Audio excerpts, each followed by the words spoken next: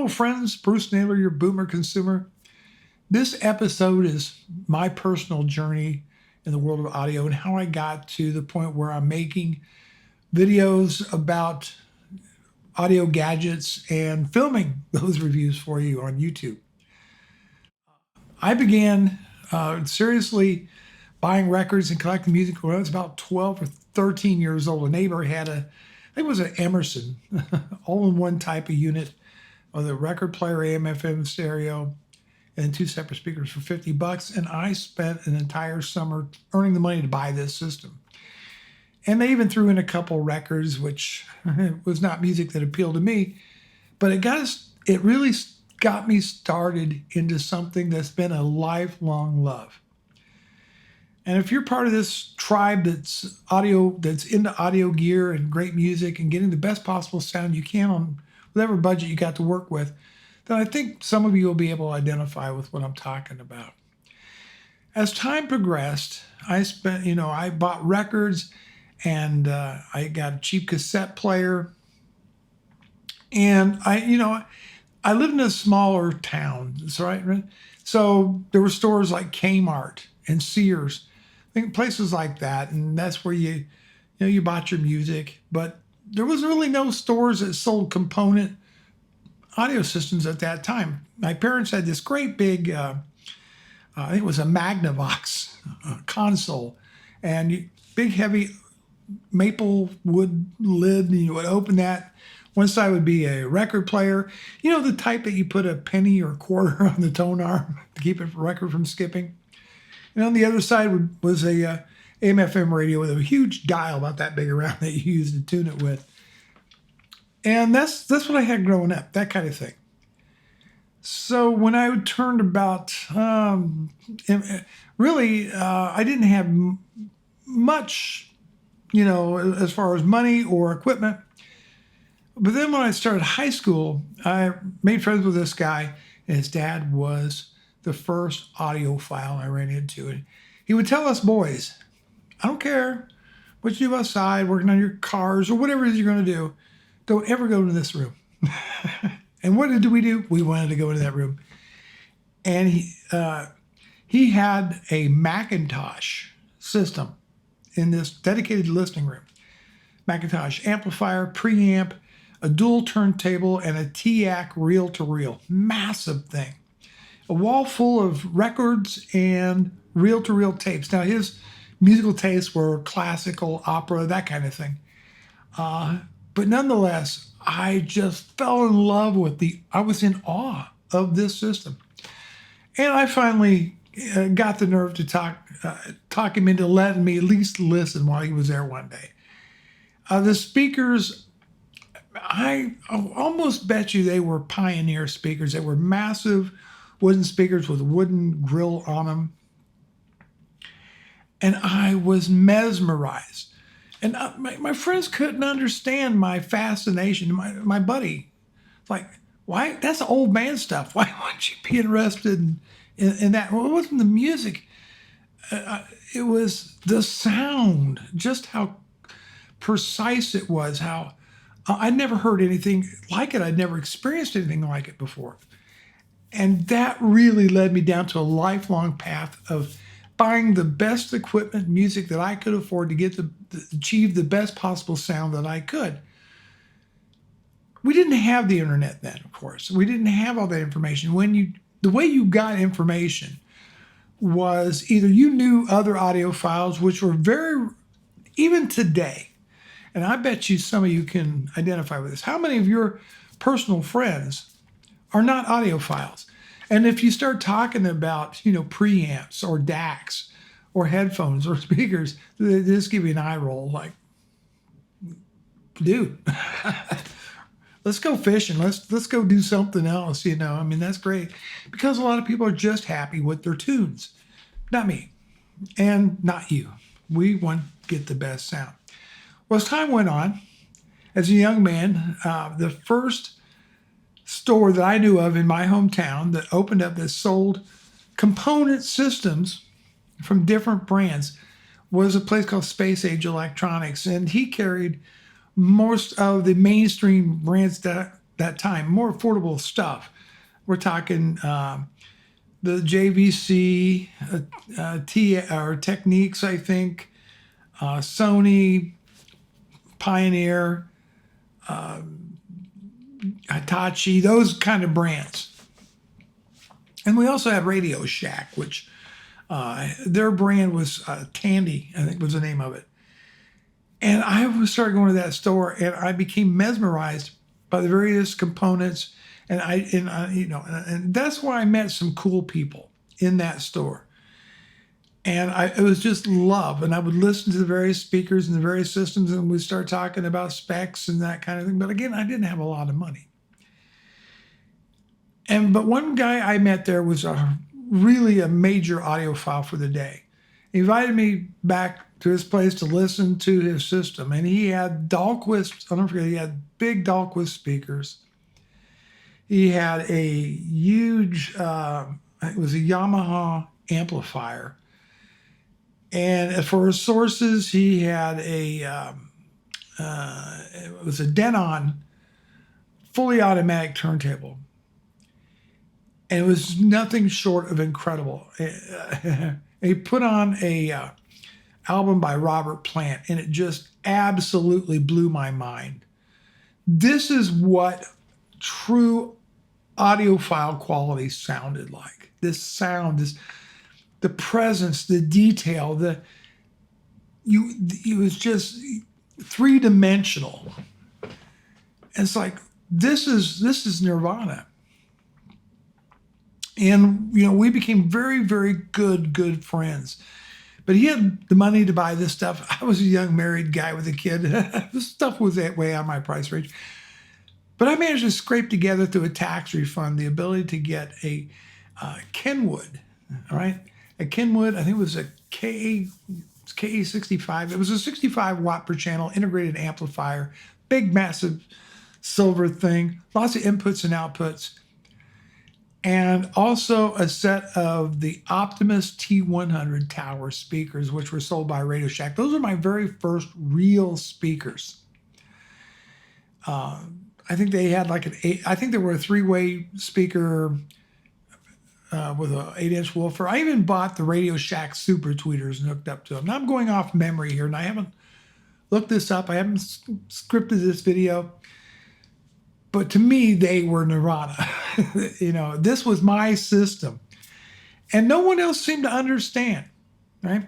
I added to it a Hitachi cassette deck and also a matching AM/FM tuner, also from Hitachi. And I just couldn't understand how people could not appreciate the wonderful sound that I was getting out. Now, mind you, that would still probably been considered mid-5 back in the day compared to the higher end stuff. You had Carver and Krell and all these other high-end companies, Nakamichi for cassette decks, dual turntables.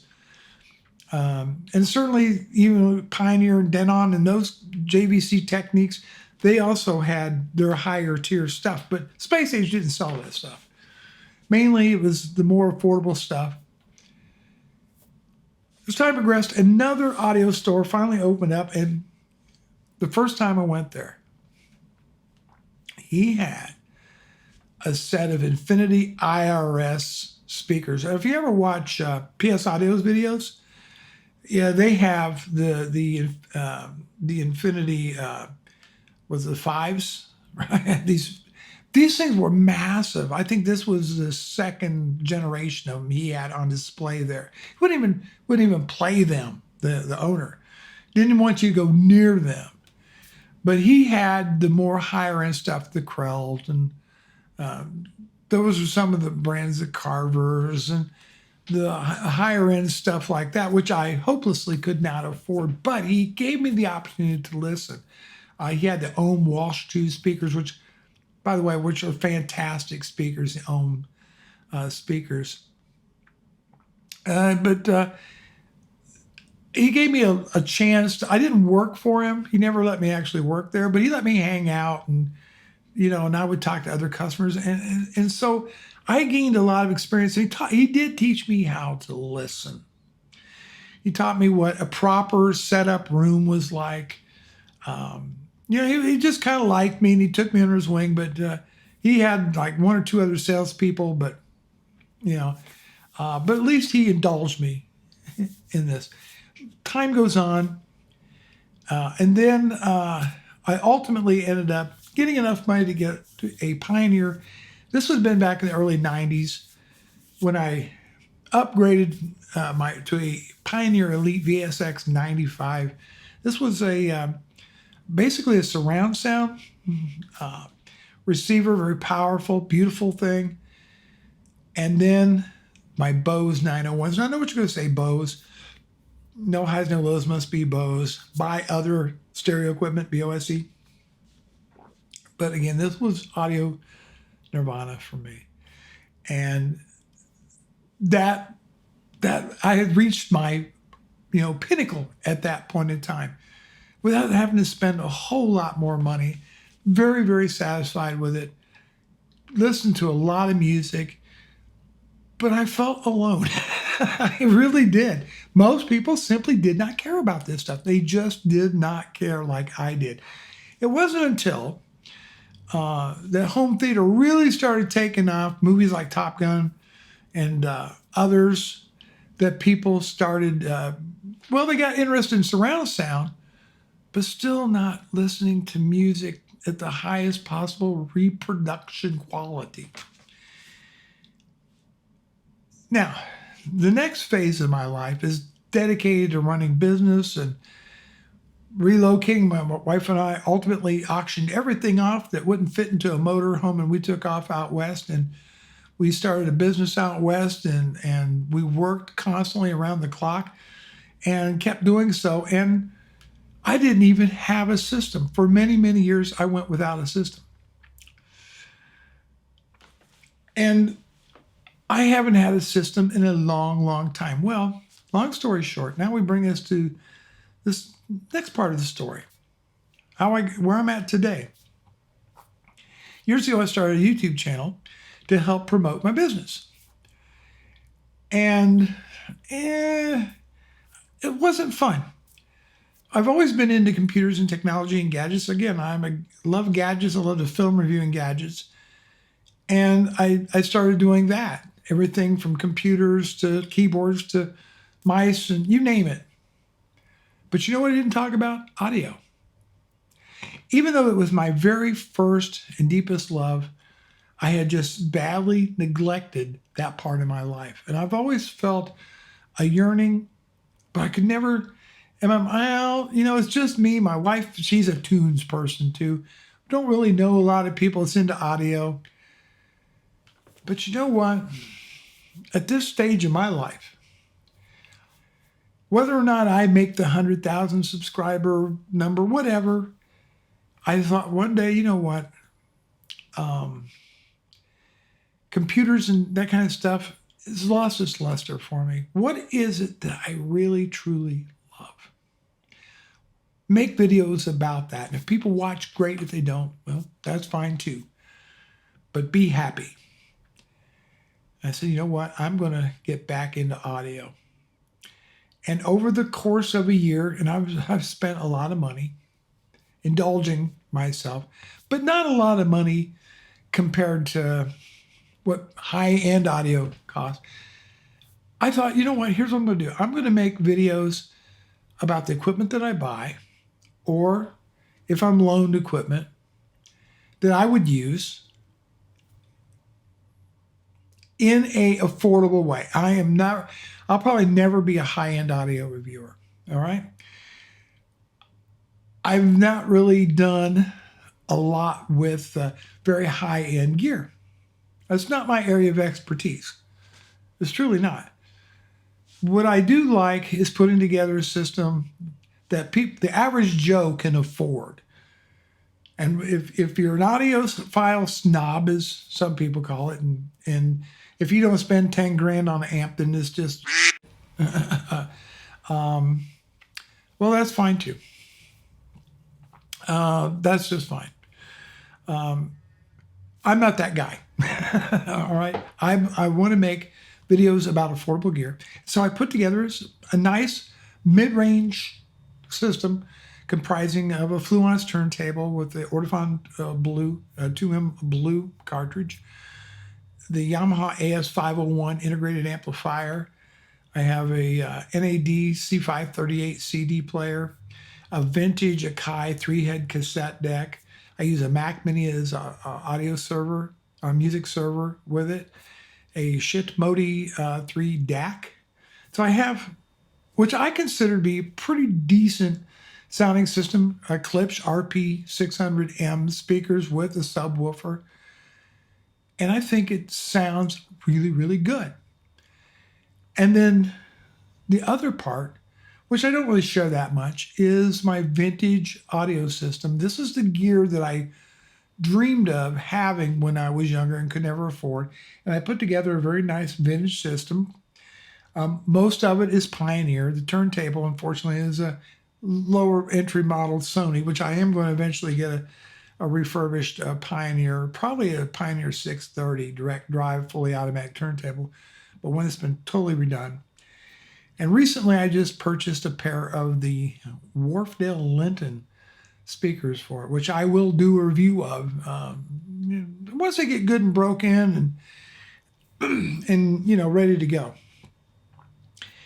I review headphones, DACs, that kind of thing, with my NAD C316B V2, which is a wonderful little integrated amp, very affordable, but just a wonderful piece of kit at a very affordable price. Now I make videos reviewing headphones, DACs, just reviewed a streamer. I've got a very interesting product that I'm going to be releasing a video on the 17th. I can't wait to share this with you. But I love to review this stuff that most people can afford. And that's what I do. That's what I do. That's been my audio journey. Do I consider myself an audiophile? I've been called an audiophile. I'm just a guy who likes great music, and I like to be able to get the best possible sound quality I can within a budget. And most of us have a budget. Most of us have a budget. Some people's budgets are a lot of money. Some are very small. But at least try to get the best possible sound quality I can get for the price. And that's what I do on this channel. And that's kind of been my audio journey. There was a very long period of time where I didn't even own a system. But now that I'm back into the game, and I'm still learning. And boy, some of the stuff has changed. Some of it not so much. I mean, take speakers haven't really changed fundamentally since I was a young man. Not really. Digital is been around for a long, long time. My audiophile friend I was telling you about before, he bought one of the first CD players in the state. We made a special trip to Indianapolis, and I think he paid around $2,000 for this thing. And you know how many CDs we bought when he got it? That's all they had. 2 different CDs. But, we need people like that that are willing to do that in order to get the ball rolling, so to speak. So, yeah, that is kind of my audio journey. Do I consider myself an audiophile? I don't know. There's no degree, there's no formal education, anything that says you are now an audiophile. I've said this before, no amount of money you spend, no amount of gear you have, just being part of the tribe. And like I said, if you're watching this video, I hope you're part of that tribe. So that's it. That's all I wanted to tell you in this video. I look forward really to reading about your experience, your journey into the world of audio. Thanks so much for watching. I'll see you in the next video.